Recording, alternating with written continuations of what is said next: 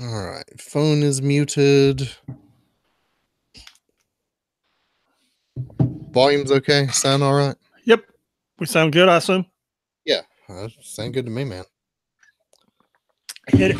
Okay.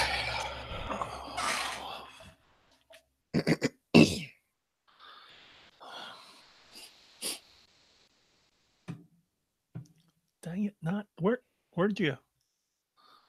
I'm right here. Where'd you go? Right here. I understand.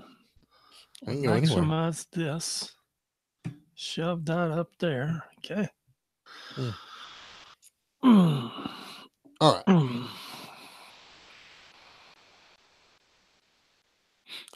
3, 2, 1.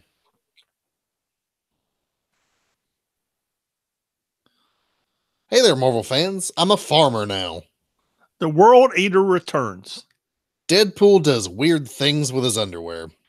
All this and more on this episode of the 6 weeks. I started laughing. I didn't read the Deadpool line before we started, and it made me laugh. Oh my God. All right, go ahead. All right.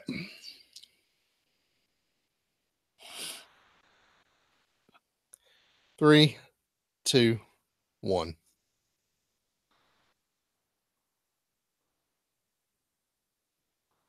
Hey there, Marvel fans. I am a farmer now. The World Eater returns. Deadpool does weird things with his underwear. All this and more on this week's episode of the 6 Months Behind podcast.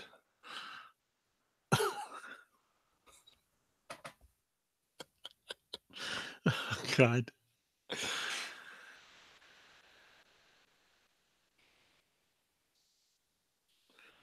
Three, 2, 1.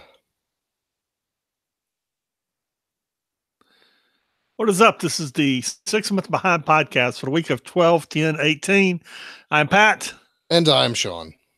And this week we're Miley Cyrus and Mark Ranson. How you doing, man? I'm good, dude. How are you? I'm still laughing at the intro. We had to do it twice because I kept laughing at the Deadpool line. And it's so goofy because he takes these stuffed animals and makes underwear out of them. Anyway. Yeah, we'll talk about that shortly. Did you see Miley Cyrus on Saturday Night Live? I didn't. I'd like to think I'm Miley Cyrus in this setup here. Okay, sure. Yeah. I didn't see Saturday Night Live, but I've seen the reactions to it and I've seen bits and pieces of the video. Yeah, man, double-sided tape. It's your friend. It's your friend. It is. I think Miley prefers just being naked all the time, but she has to put on clothes occasionally. So she just kind of tapes it in place. So, nothing pops out.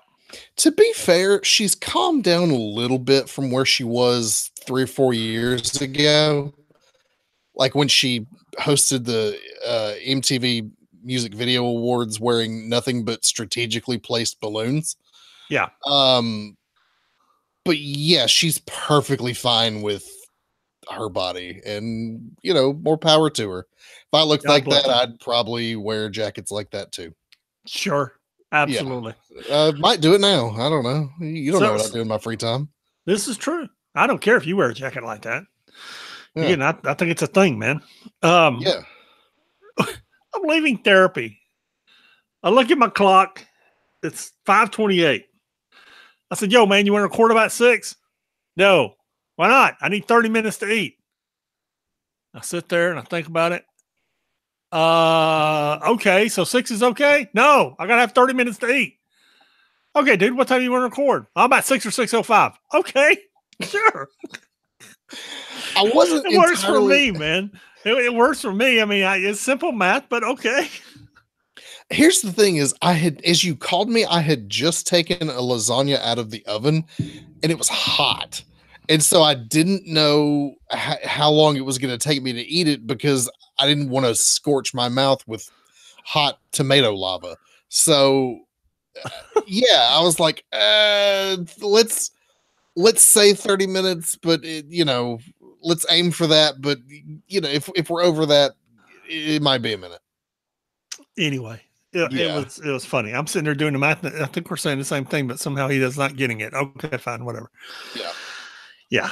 Well, it was about 5:28, and I thought you were going to want to hit the record button at 6, and I was like, no. No, man. No. Anyway, here we are, and it's just a few minutes after. So, Here we are. hey, who's Mark Ronson? Is that the guy who got his face beat in during UFC? No, that's the guy who performed with.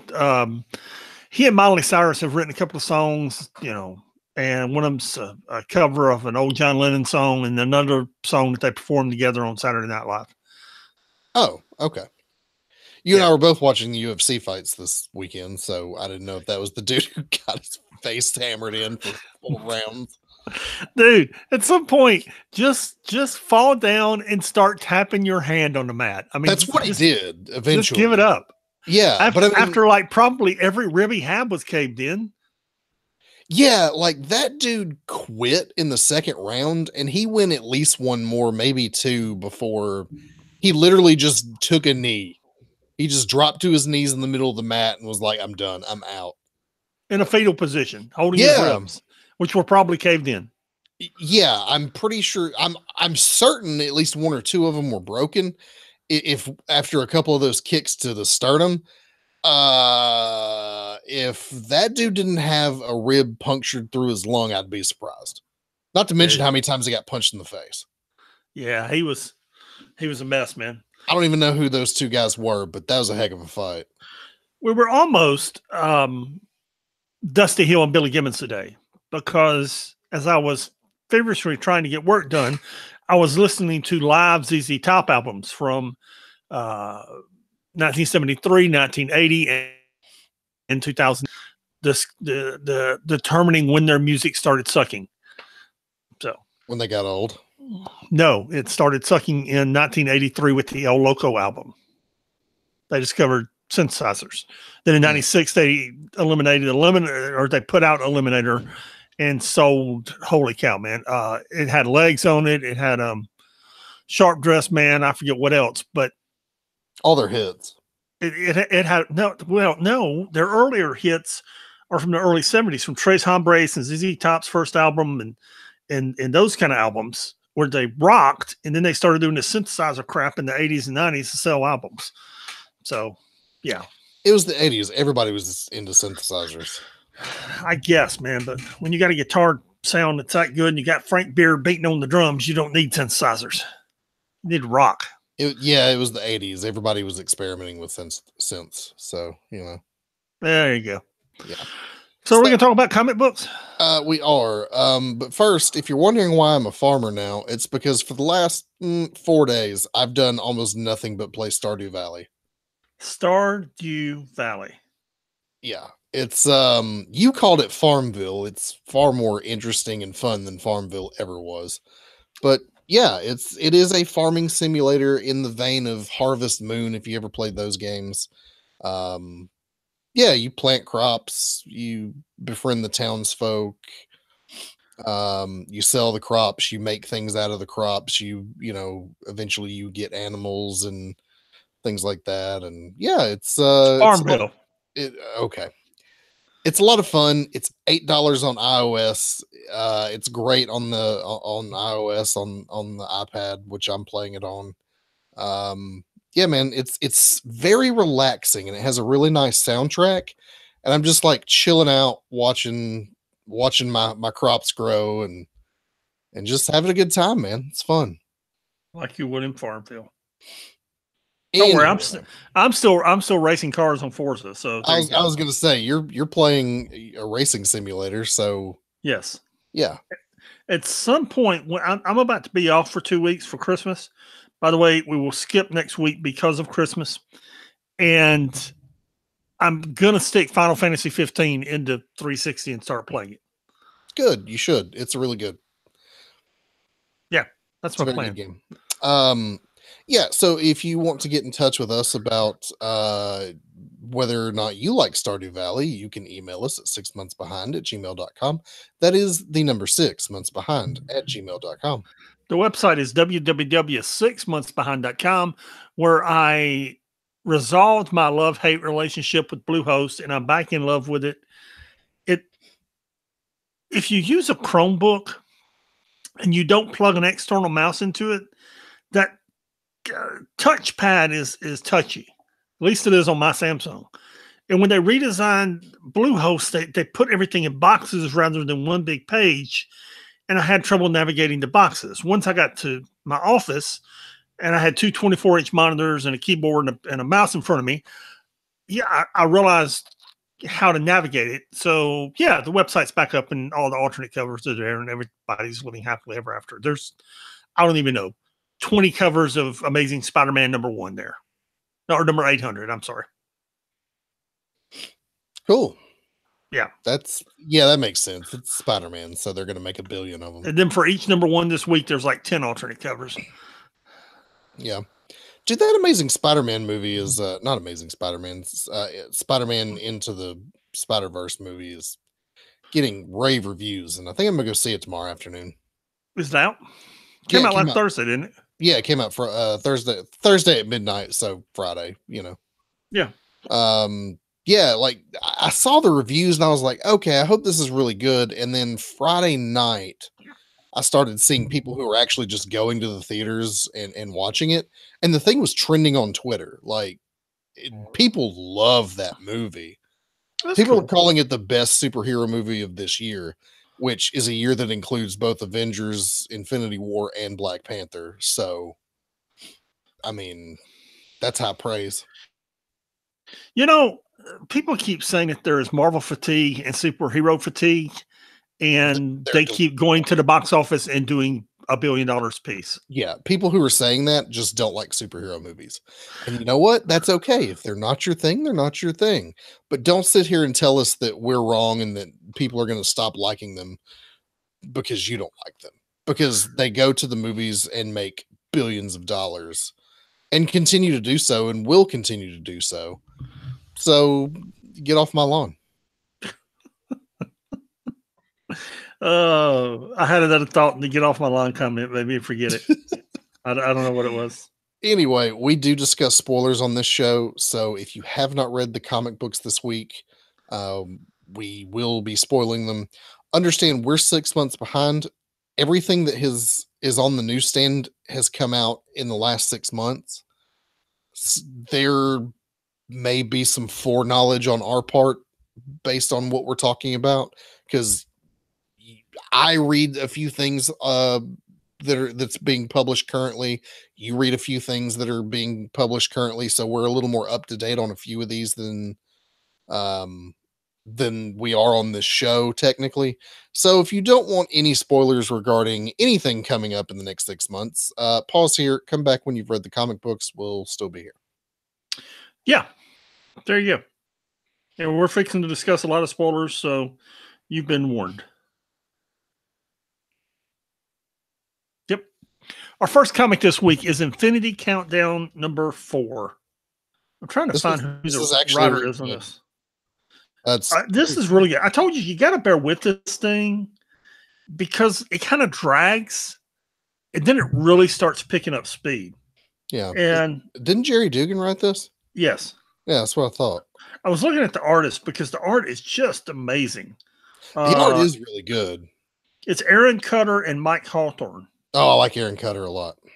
And Aaron Cutter also did the inks on it. This begins. I'm going to, and again, this isn't a spoiler. These would be more teases.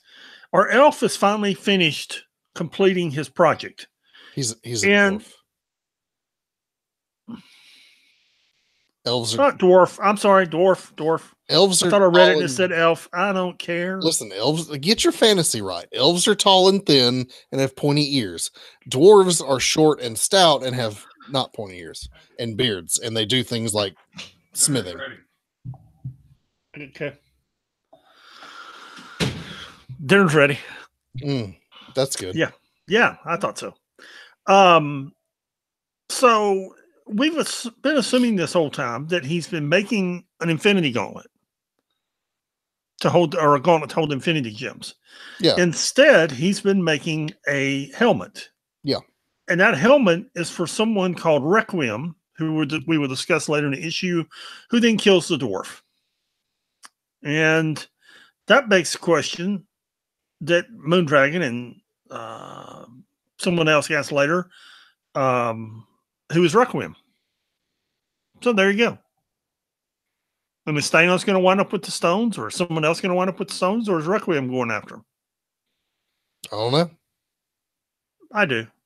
Yeah, I know. We go back to Galactus, who is refusing.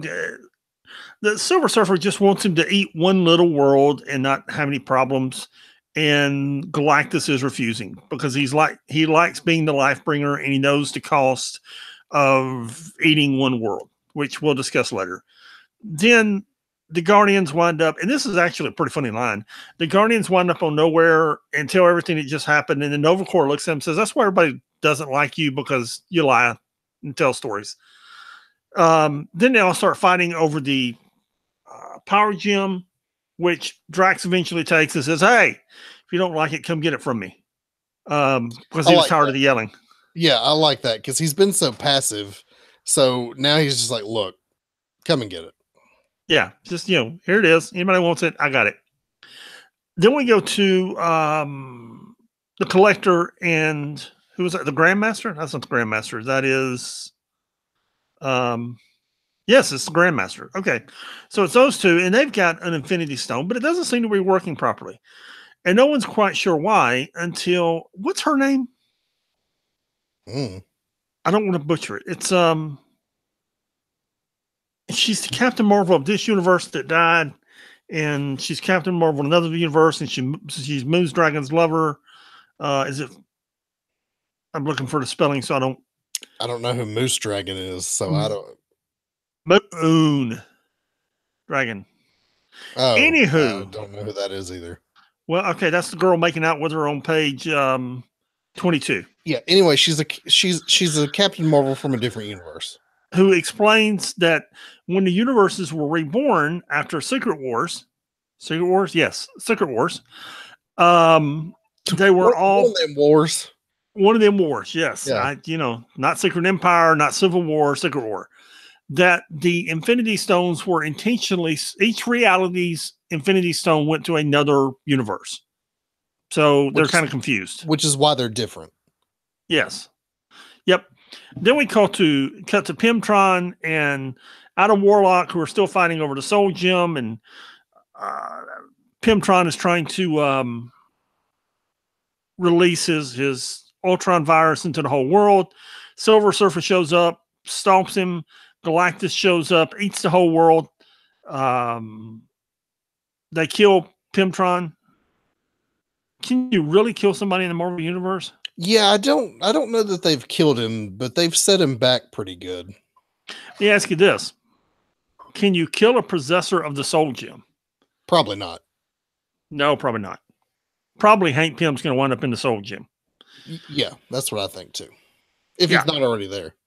Then Adam Warlock winds up with the Soul Gem, and then we discover that Galactus is the World Eater again, and Norrin Radd, the Silver Surfer, pledged to help him find planets, and that was the cost of their deal. Yeah, so the act of eating a single world transformed him back into the World Eater. Well, it regenerated his hunger. Right. Created his hunger, yeah. Yeah, which is cool, but at the same time, like, I really liked what they were doing with the Lifebringer thing. Yeah, I did too, but I don't know. I don't think they had enough time to do something cool with that. Yeah. Yeah, I mean, I can see both sides of it. He's Galactus, and you wanted to be the World Eater, but the Lifebringer was pretty cool also. So, right, like it's when, like we've been dealing with Doctor Doom. Okay, he's a good guy now. Okay, let's see what that's like for a while. Let's wreck his face and send him back to Latveria. Yeah, and let's do the same old thing with him that we've always done. No, let's let Galactus be a good guy now. Let's have the Fantastic Four come back and ally with Galactus to save the universe. What a concept. I understand. Marvel tried these concepts, and their readers rebelled, and their sales went in the dumpers, and now they're going back to the status quo. Yeah, I don't think making Galactus the Lifebringer is what's hurt their sales. No, but there was an argument at the distributor meeting a year and a half ago, that making Riri Williams Iron Man and few other things are what did. Right. Even though the sales numbers themselves don't bear that out. But we've talked about this till we're blue in the face. So Yeah. Yeah, dude. It's in the vault. Go find it. It's in the vault. Go find it. Yes. That brings us to our X books, which Astonishing X-Men number 12. Yeah, so this is it's not the final issue of Astonishing X-Men, but it is Charles Soule's last issue, and it is the finale for this Man Called X storyline. It's basically the big showdown with the Shadow King. Shadow King convinces a bunch of the X-Men to either kill themselves or take them off the board. Convinces them they're all going to die. X is able to convince them otherwise by literally fusing his head back together. Like he has his head split in half and he uses his mental abilities to literally squish his skull back together. Anyway,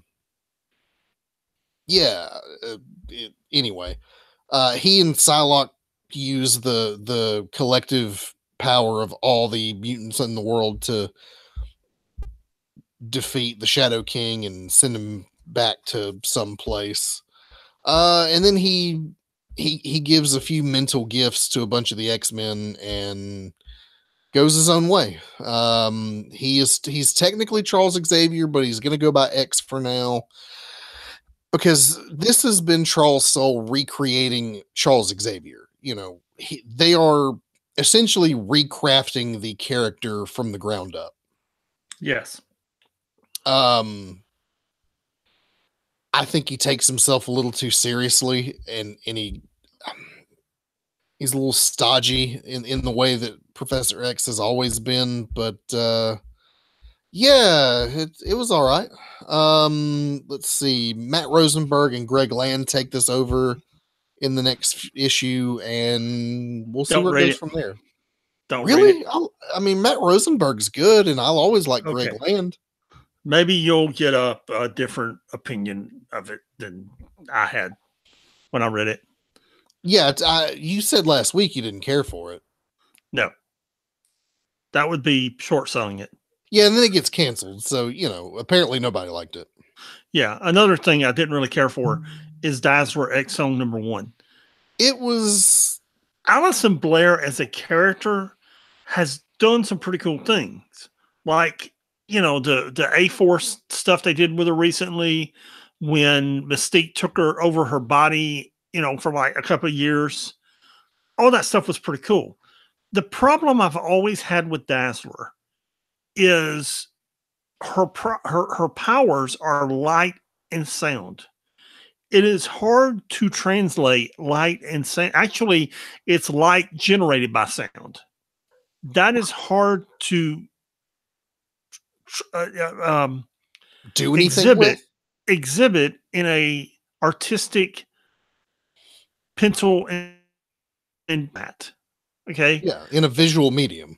Yes, and if you were to do a movie, you could show her powers and how they worked. In 2D print media, it doesn't work, and they've been trying to make it work since the disco era in the 70s. It doesn't work.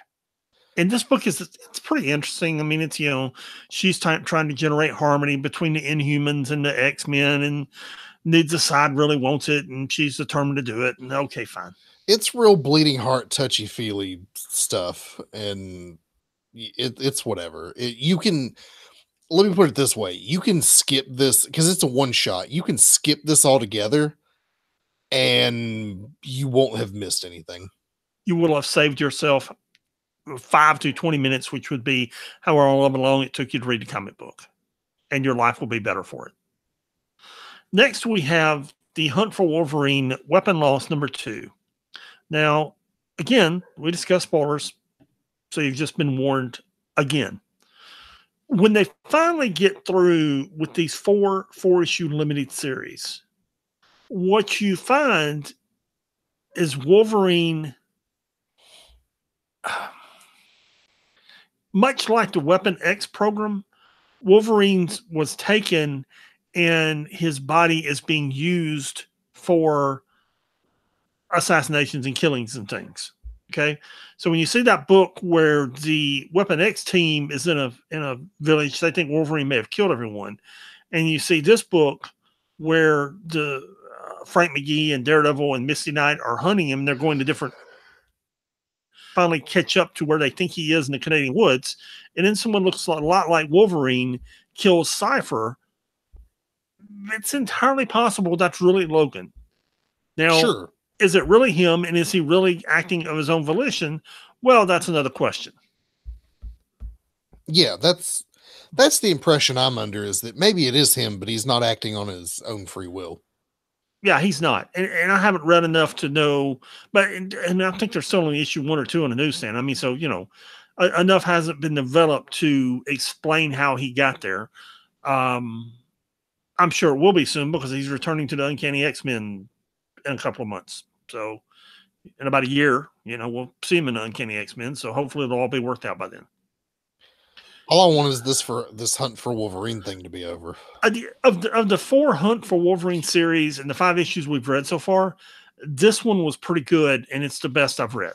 Yeah, this is the most interesting of the mini series for sure. Yeah, I was pleased with it. Yeah. Weapon X-19. First of all, that cover is super cool. It looks like it is a Stalin era propaganda poster, is what it looks like.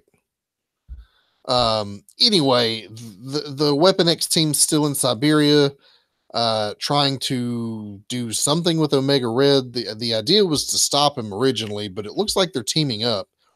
So Omega Red has been filled with these nanites, and he's off to kill this general who is sympathetic to the mutant cause. Now, he's forced to do this because if he doesn't, the nanites will kill him. With the help of the X team, they're able to extract the nanites using, brutal means. And essentially they recruit Weapon X to the team. Or not Weapon X, Omega Red. Yeah, it was a pretty good issue. Yeah, it was okay. Number 20 is next. We'll see where it goes from there.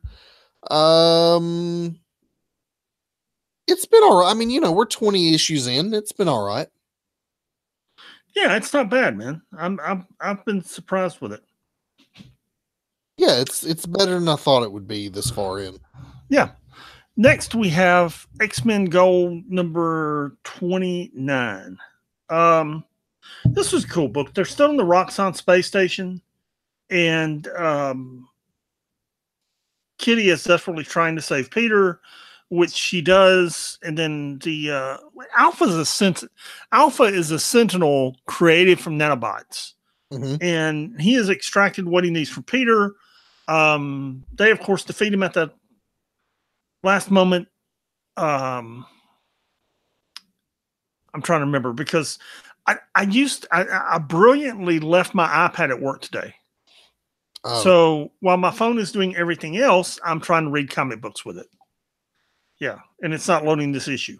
Because, I left my whole backpack at work.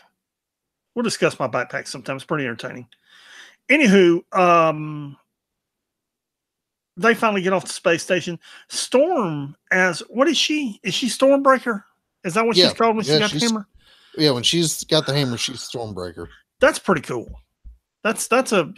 She's a pretty cool character, and she doesn't get many panels here, but I really like her in that incarnation.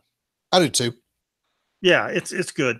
They get off the planet. They're holding the lady in charge of this in captivity, waiting for Alpha to come get her. They think they've destroyed Alpha, except he wasn't smart enough to be destroyed.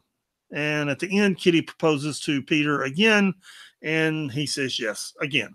Yeah, except they're all going to die. So no, they've escaped. They're recovering. And we'll have a wedding next issue. Yeah, okay. What part? You say so. The wedding? The wedding. They're all going to die? No. We're going to have a wedding next issue. They're going to pull a Batman, I think, and not really do the wedding. There'll be a wedding. The only question is who's getting married. Right. Yeah. X-Men Red number 5. First of all, let's talk about the cover. I like that they're doing in the top left corner the heads of all the people who are in this comic book again. That was a thing they did in the X-Men comics for decades, and Dude, that was the thing that the Avengers did and Fantastic Four did for decades, and I yeah, didn't even notice it. they all did it. I just thought it was a neat little touch. Oh, that is cool. Yeah, They're also doing the I forget, was it Frank Quitely, who was the artist for Grant Morrison? Frank And Quietly, see, I think it's spelled quietly, and I'm sitting here trying to figure out how to spell Czechoslovakia too. It's not his real name. It's a play on words of quite frankly. Anyway, he did this for like the first 20 issues or so of that book, which was feature a different character on the cover each issue, and they're doing that in this, and I'm enjoying it. Yeah, I like it a lot. Yeah, and this series feels a lot like that new X-Men run of Grant Morrison's. It feels, I mean, it has, I mean, of course, Cassandra Nova's back, but it has something about the costume design and just the writing. You can tell this is maybe like a spiritual successor to that new X-Men run that is just so iconic. So Cassandra Nova is in Poland, and she mentally forces the prime minister to sign an anti-mutant law. So mutants are now on the run.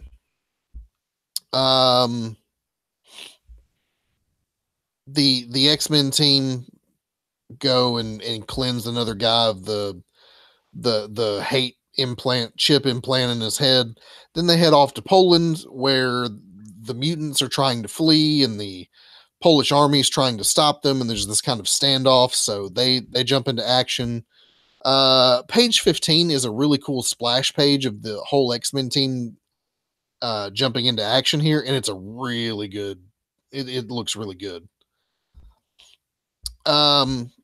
Jean's able to stop them. Namor helps out by saying, hey, by the way, we're on a beach here and you're encroaching on my land because this is the Baltic Sea and this is where Atlantis is located. That was a pretty cool. That was a pretty cool scene. It's a fun little like way of being diplomatic. Like, hey, do you want to start a war with Atlantis? Does Poland want to start a war with Atlantis? Because you're, pull back from my border, please. Anyway, the most interesting thing is after the final page, we have Countdown to Extermination, which is 20 years later. They're in Atlantis. There's some sort of invasion, and apparently all the X-Men are dead. I don't know. Dude, that's not 20 years later. That's about 2 months from now. This says 20 years. It's not 20 years. That's what it says. Extermination's coming out probably in 2 months, 3 months. Yeah, it says 20 years from now. Okay. Well, they're wrong. The events taking place are 20 years from now. I understand, but the Extermination limited series and the scene where they blow up their underwater fortress is coming out in a few months. I don't know. I mean, I didn't notice the 20 years later thing, but dude, it's coming. The events take place 20 years from now. It's being published in a few months. By the way, I got ripped off again. They did Extermination. It's a 5-issue limited series. Mm-hmm. And a character dies. I think he dies in the first issue. I may be wrong. Maybe in the second issue. So there was this one shot that came out, and I thought it was going to be something good, and it was pulled for me, so I got it. And it was just everybody talking about sitting around mourning the guy that died or the girl that died. And I was just like, really? Seriously? That sucks. And when you spend $5 for a comic book, and then you realize you basically just got scammed. Yeah, you pay extra for a comic book, and then it isn't really of any consequence to the things going on. Anything, yeah. No, that irritates me. In a few weeks, I'll tell you about another time I got scammed, and I've been waiting 6 months to do it. It irritates me. It really does. And because what they do, here's what they're really doing is when you get a previews, I got the previews here. Well, I was going to show you the cover, but I don't need to show you the cover because they'll spoil something. They don't tell you what's in the comic. It's top secret. It's classified, and they literally don't put anything in it that's happening. It sucks. Okay. Yeah. In the Spider-Man books this week, I figured out how to spell Czechia. We have Czechoslovakia. Czechia. Oh, okay. I'm sorry. It was Czechoslovakia. Now it's Chechnya. Anywho, Chechnya. Yes, thank you. Chechnya. Okay. It's where my daddy's laptop got hacked from yesterday. Oh, that's fun. Yeah, dude. I wrestled with that thing for an hour and a half last night trying to get it restored. I'd just reformat the hard drive.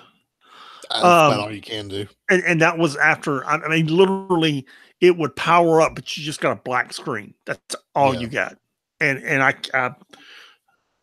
after like an hour and 20 minutes, finally got it launched in safe mode. Did have to reformat the hard drive, which took another hour. Anyway, I have asked Peter David a lot in this run of Ben Reilly Scarlet Spider. And Peter David, at times, a lot in the past, has been a great writer. And in this issue, it's really good. And he really takes all this plot that he's been laying out for like 6 or 8 months and brings it all together. And you're like, dude, this is good writing. Why haven't you been doing this for the last 6 months? Or, what is your whim for the previous 18 issues? And it was really entertaining. Mysterio's daughter, made the casino disappear. Turns out she wanted access to a temple that was under it. And did you read this? No, I would rather jab glass into my eyes than read this garbage. As I said, he rebounded this issue. And it is, I'm trying to find it.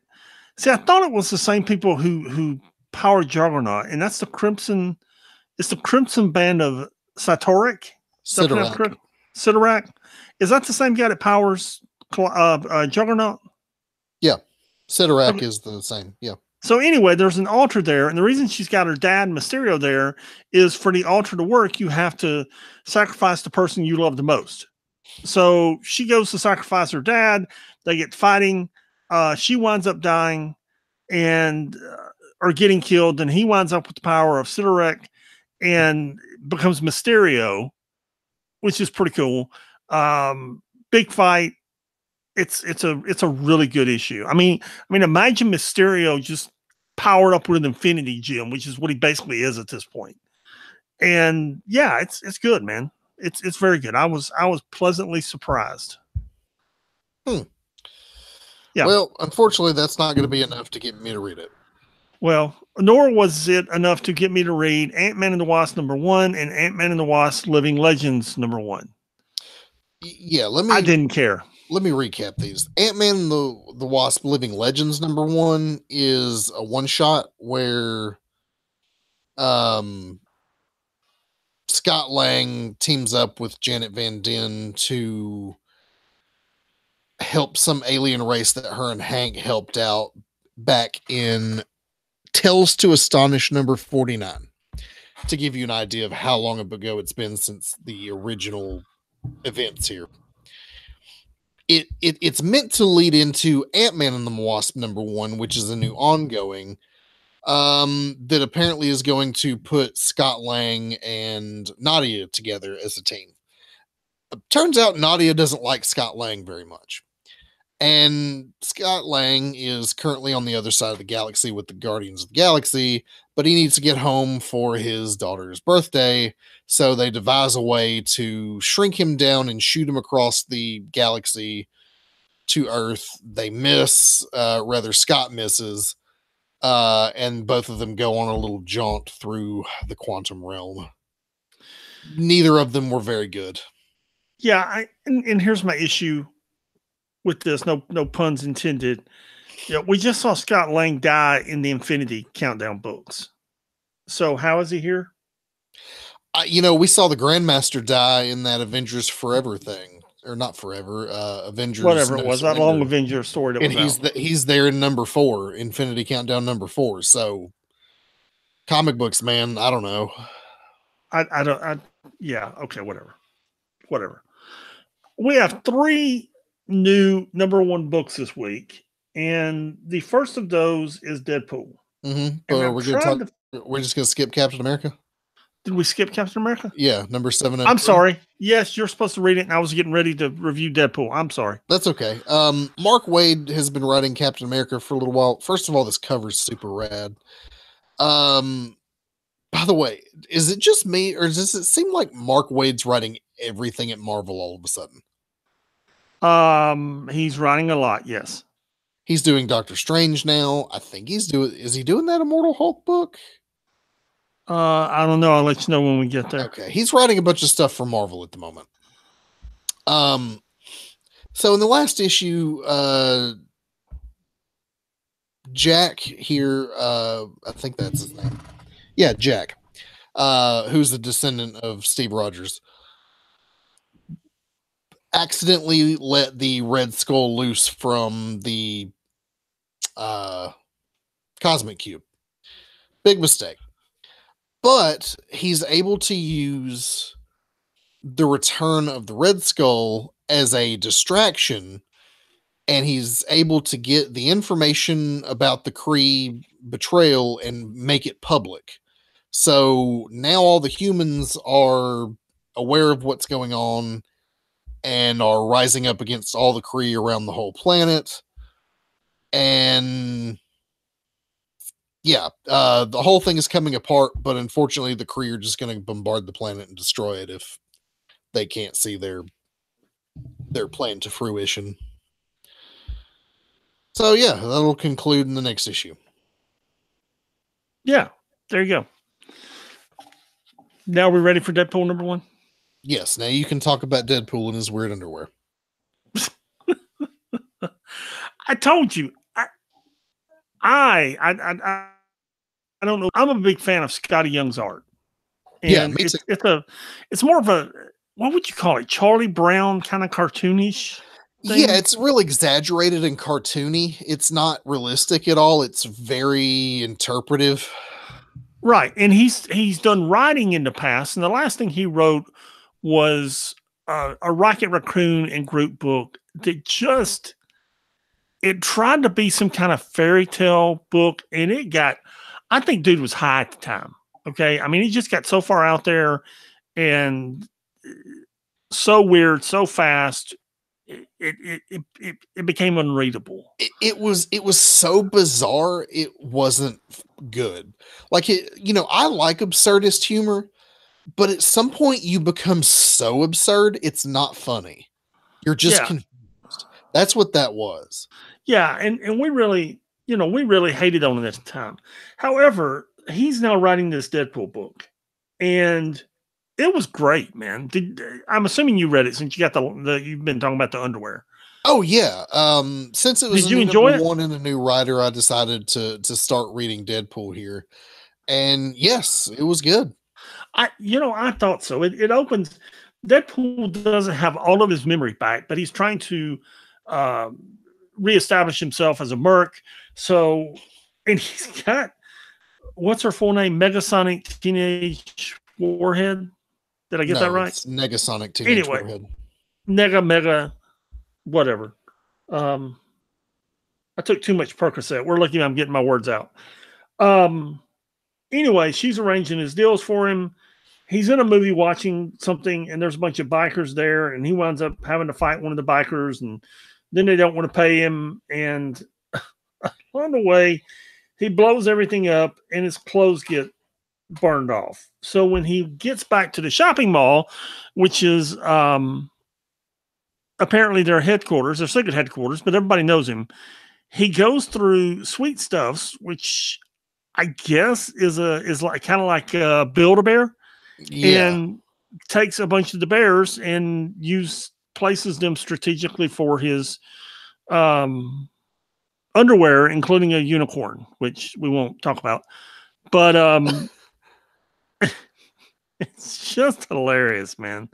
It really is. You get a cameo from the Guardians of the Galaxy who are playing Monopoly and arguing about the rules of Monopoly. It's good. It's just really good. I really enjoyed it. So, and the art's good too. I don't know who did this art. Scotty Young did not do the art in it. No, but it's really entertaining. And I think that might have been what was wrong with that Rocket Raccoon and Groot book, was he was doing the art and the writing, and I think it may have just been too much for him. Yeah, that would make sense. Yeah, it's good if you enjoy Deadpool at all. Then this is, if you enjoyed Jerry Dugan's Deadpool over the last few years, this is a good continuation of it, or it is setting itself up to be. Yeah, he does a really good job with it, and they didn't just reboot the series with Deadpool being completely restored. He picked up right where Jerry Dugan left off, which is where Deadpool was out of the mental hospital and not all of his memories are there. So, he literally continued Jerry's storylines and work. Right. It's going to be good. Yeah. For our next number one this week, we have Doctor Strange, written by Mark Waid. So I'm just going to fly through this, and you need to read this because not only is the art really good, but the prose and storytelling is very good. It's very good in only the way Mark Waid can do. But the gist of the story is this: Doctor Strange has lost sight in both of his eyes, not his physical sight, but his ability to see magic around him. And what follows is he's essentially losing his ability to use magic. This isn't the magic in the world dying like we saw in previous series a few months ago. The magic in the world is back, but he's lost his ability to use it. So he decides to contact Tony Stark. Tony Stark tells him it's an engineering problem, and that what he needs to do is go out and consult other Sorcerer Supremes of other worlds to figure out what's wrong with him, which involves putting Doctor Strange in a spaceship and sending him to other worlds. So it's Doctor Strange in space. Yeah. By the way, here's a question for you. This is 7 years in the future. Okay. Yeah. Jerry Dugan's writing Captain America, and it's 100, 150 years in the future. No, he's not. How far in the future is it? It's in the future. Jerry Dugan doesn't write for Marvel. Sorry, dude. Here's the deal, okay? You take Percocet for 2 years because your shoulder's killing you, and then you have shoulder replacement, and you take even more Percocet. Then your shoulder gets better, and you don't take it 2 months. Then you take the dose you were taking before that you were taking 2 months ago for the first time in 2 months, and what do you think happens? Yeah, I got you. We're lucky I'm getting my words out at all. Here's the thing is, it doesn't say that this is 7 years from now. What it says is that there's a fight with some sort of creature in the very beginning of this Doctor Strange book, and then it says 7 years later. We don't know when that takes place. My question is, why can't Jerry Dugan just write a story in 2018 and interact with all the rest of the 616 universe? I don't know, because Mark Waid's writing this comic. What did I say, Jerry Dugan again? Yeah. Dude, we need to wrap this up, man.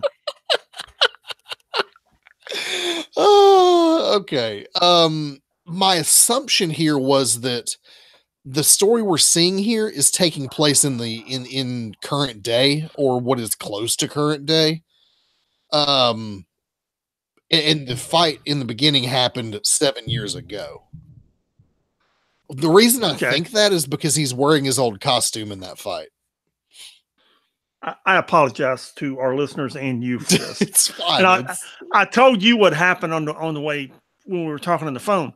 They get my and this is the first time I've ever done this. Okay, and with all my shoulder problems, all the rehab, and I'm showing you in video. By the way, he reaches over and touches a point right here and starts massaging it while he's laying. While he's got one arm and his body weight on my arm, he takes the other hand and starts massaging that pressure point.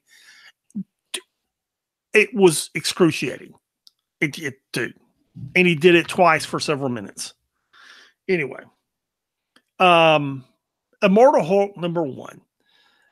First off, if you go back to when Stan Lee, written by Al Ewing, thank you very much. Yes, I saw that and I was like, ooh, now I'm really excited. Yes. When Stan Lee and Jack Kirby first began to Hulk, they did this whole thing where he was a monster in the desert, and they only did it for a few issues that he would change into the Hulk at night. And then they kind of changed it, where he just turned when he got mad and all this stuff. But this issue #1 at least returns to that. I want to say format. That's not the right word. That story structure. Mm-hmm. Where Bruce Banner's in the desert, he just wants to be left alone. Guy shows up to rob a gas station and starts killing people. And oh, by the way, kills Bruce Banner. And a few hours later, he's in the morgue and he turns into the Hulk. Now, if you'll remember, it was in one of those Avengers books, and that Avengers run we were talking about earlier, where Bruce Banner and Clint Barton are having a conversation. And essentially, Bruce learned that you can't kill the Hulk. Okay, it's something about his metabolism that he will always be resurrected. This book is called The Immortal Hulk, and that's why you can't kill him. Right, you can kill Bruce Banner, but the Hulk lives inside Bruce Banner. Therefore, they both come back. Yeah, so a few hours later, Bruce Banner's on a slab in the morgue, and then the Hulk wakes up and goes looking for all the people, or the person, I should say, that, shot up that little gas station. Then he finds out why he did it, and he shot up everyone else. Yeah. And the big thing here was a 12-year-old girl got shot, and that's like, what's caused the outrage. Yeah. And there's some pages 25, which has 5 panels of the Hulk. Another page where dude's just pumping rounds into him, and it's really eerie. I mean, it's great art. It's great storytelling.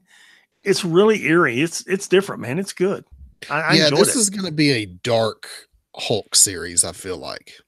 Yeah, I think so. I really enjoyed it. I'm into it. After having had Amadeus Cho be the Hulk for a little while and it being kind of lighthearted, I'm down for some dark Hulk stuff going on. And apparently Amadeus Cho is still a Hulk. He's just a skinny, smart Hulk.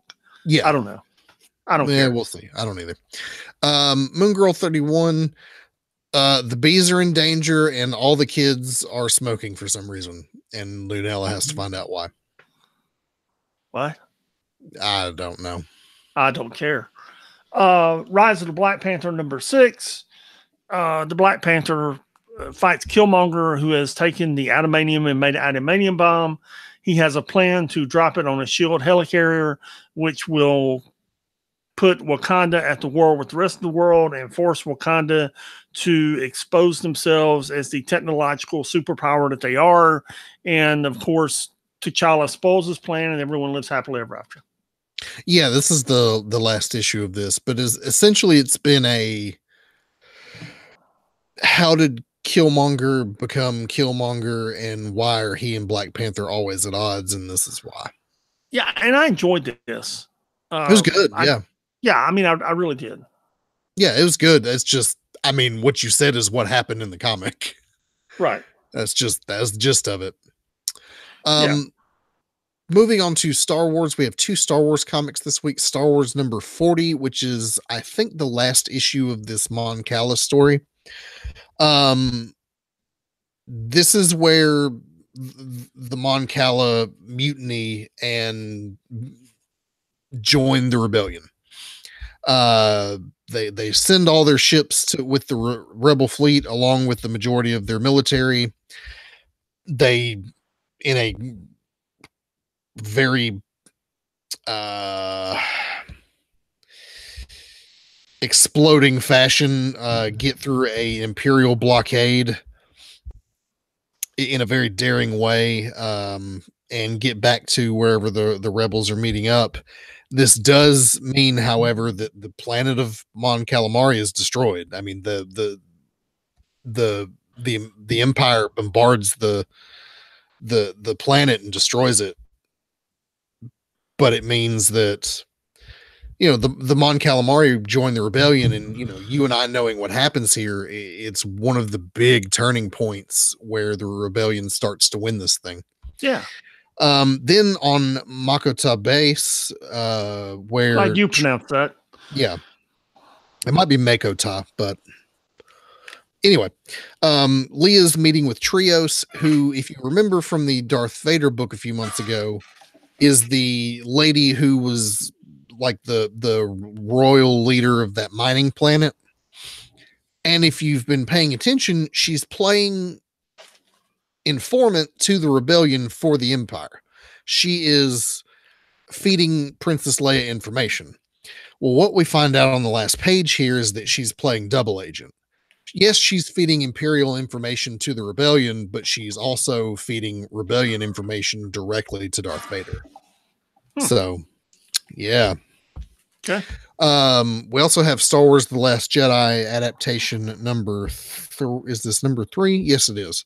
So that's there if you want to read it. I would suggest doing so because there are some key differences that they made in making this adaptation that change a few things from the movie and make some things make a little more sense. So if you're one of those people who had a problem with The Last Jedi, read the adaptation and it makes a little more sense. They fixed a few plot holes, essentially. I still haven't figured out why people had a problem with The Last Jedi. I don't either. And well, I do know. It's because they had very specific expectations of what the movie was going to be, and the movie did not meet those expectations or didn't take the story in the direction they thought it would. Therefore, they don't like it. Well, yeah, and it was J.J. Abrams was taking it in one direction, and the producer obviously took it in another. And I get that. I just don't get hating on it like that.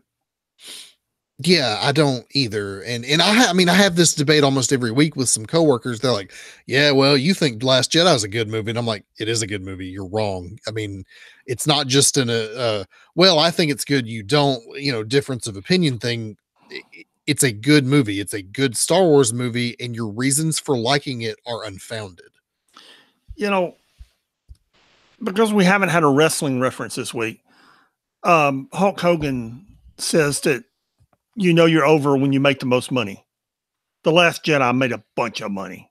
Okay, so someone obviously liked it. Yeah, well, that was the point I made this week too. And they're like, well, it was the Star Wars movie. Of course, everybody went to go see it. And I'm like, yeah, but it's still making money. It's also one of the most streamed things on Netflix, and it's selling DVDs and Blu-rays. And, the people who don't like that movie are a minority of fans. Yeah, and we've seen this before. If a movie's bad, it gets big numbers to opening weekend and then trends off after that. Yeah, Last Jedi didn't. No, it didn't. Yep. Anyway, what was your favorite comic book this week? It's a toss-up between there's several. All three of the numbers ones were good. Hulk, Doctor Strange, Deadpool were all good. Infinity Countdown was good. I'm going to go with Infinity Countdown because the art was really good in that Infinity Countdown. I like seeing what they did with Galactus, all the characters there. It was really good. Yeah. What about you? Star Wars was good. Doctor Strange was good. Immortal Hulk was good. Cap was good. But I really enjoyed X-Men Red #5. I did too. I forgot to mention that one. That was good also. Yeah, this was the issue that made me think this feels like the way New X-Men felt when I first read it years and years ago. And that's what I like about it. Yeah, it's this thing's going to wind up with number 11, and I can tell you this storyline goes all the way through number 11. Yeah. But it's really good. It's a good storyline, good art, good writing. Yeah, I enjoyed it also. Yeah, absolutely. In the dump this week, we have no idea because both Pat and I forgot to do the notes this weekend, and we have no idea what was in the dump. So, oops. Anyway, that's going to pretty much wrap us up. Just so you guys know, Pat did mention it earlier, but next week is Christmas, so we are not having a podcast that week. We should be back the week after that. I don't see any reason why we won't be. No, We will be. Yeah. Yeah, back for New Year's and then on to 2019. You believe it's 2019? Yeah. I was doing some math the other day on when I want to when I'm gonna retire, and I was doing some things. You know, it's that time of year, so you're looking at your health insurance, your 401k, all that sort of thing. And I was looking at it and thinking, let me do the math again, 15, 18, it will be 2032 when I retire, which isn't that far away. But when you're a kid, when I was a kid, okay, you're like 2032. Oh, that's forever, man. There'll be flying cars and this and that. And now it's just like, whatever. Okay. 15, 16 years away. Okay. Yes. What, 14 years? Yeah. Yeah. Dude.